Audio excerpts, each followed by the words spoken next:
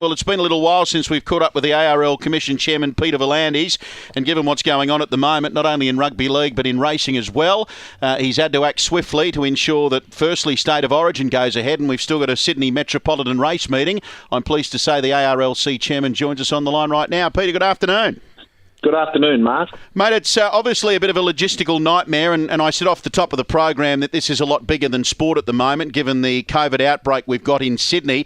Can you bring us up to date, firstly, with how we're placed for State of Origin tomorrow night and the weeks ahead for the NRL? Look, negotiations continued on with the Queensland Government late into the night.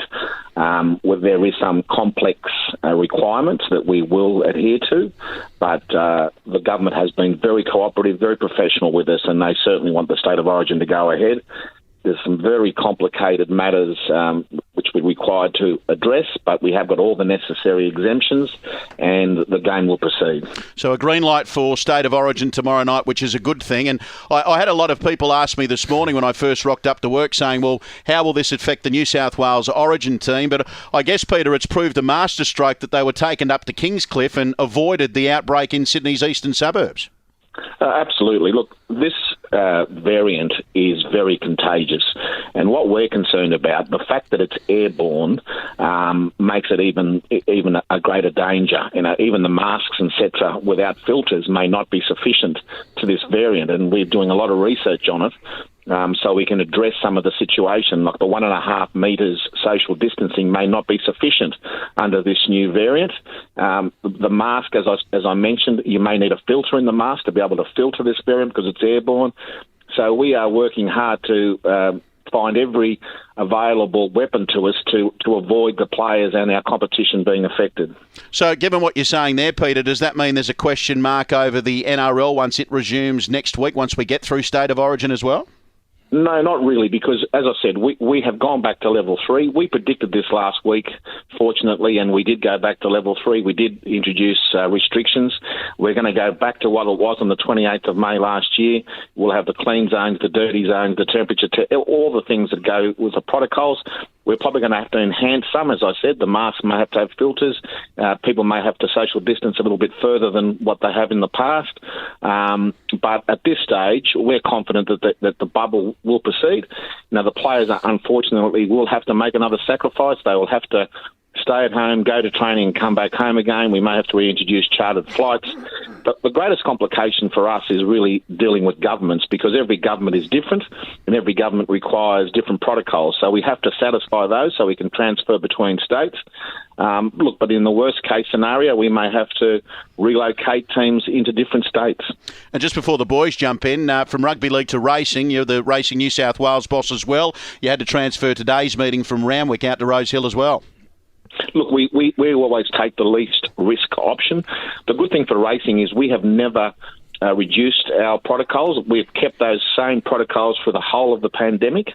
So we've been very fortunate. We didn't have to really change much other than transfer the meeting. But as I said, what applies in rugby league also applies in racing. We have now changed our protocols to keep people away closer to 3 metres than 1.5 metres. We've made everyone wear a face mask because it's airborne. We'll probably go to the second stage of making people have filters on their face masks. But we'll take every precaution. We segregate the jockeys, we segregate the trainers, and no one's allowed in that clean zone. So we're not doing anything different. We're just enhancing the protocols. Yeah, Peter, just having a quick look at the draw for next week. So, and I do know we've got a press conference shortly on the cards with our Premier. What are we looking at in terms of crowds at those games? Are we going to go back to, is it just going to be 50%, or are we at the possibility that we may not have crowds at all at those games? Look, I think at this present moment it's 50%, but I'd be very surprised if they keep that where it is. I think that might go back to no crowds because, as I said, this variant, the Delta variant, is very contagious. And I'm looking at the positives today. I'm sure the government's going to take further action. What that action is, I don't know. We'll all know at 2 o'clock. But at the moment, we're allowed 50% of the crowd. But now I would suggest that if it gets worse, that may change. So would you say this has been more challenging in the last week than it was last year, or less challenging, Peter?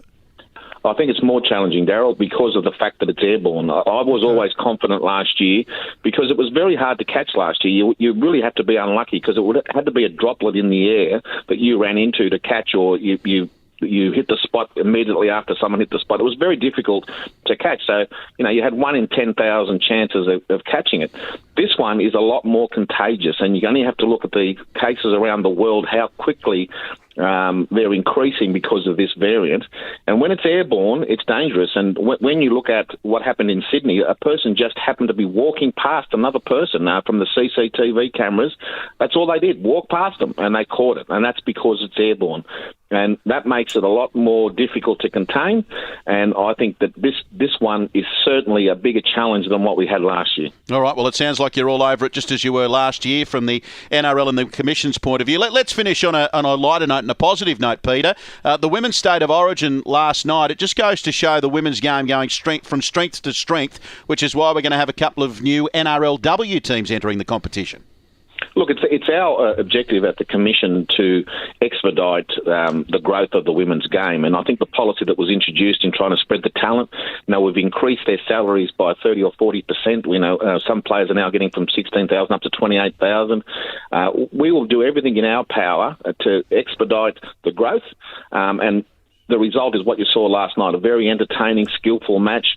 And I just think you're going to see women's rugby league go from bigger and bigger and bigger.